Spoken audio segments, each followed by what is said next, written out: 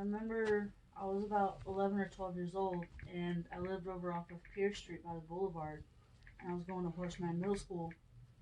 And I remember I came home one day, and my uncle was in his bedroom, and I walked in, and he was like, "Were you just messing with my tools?" I was like, "No, I just got home from school."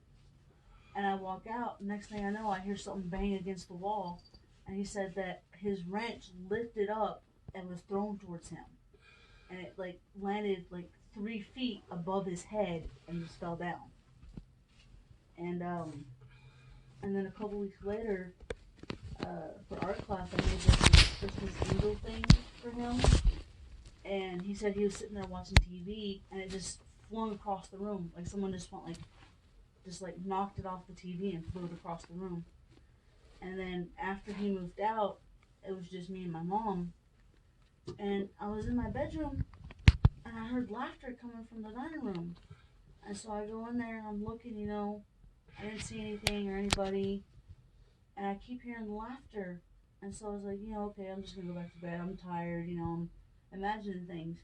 Next thing I know, I go walking back in my bedroom, and there's a little boy standing next to my bed. Never seen him before in my life. He was like, the type of clothes he was wearing was like during the Civil War type clothes, Like really, like 1860s style something kids' like clothes. that. It was like that era. And I looked there, and he just went like this to me, and then disappeared.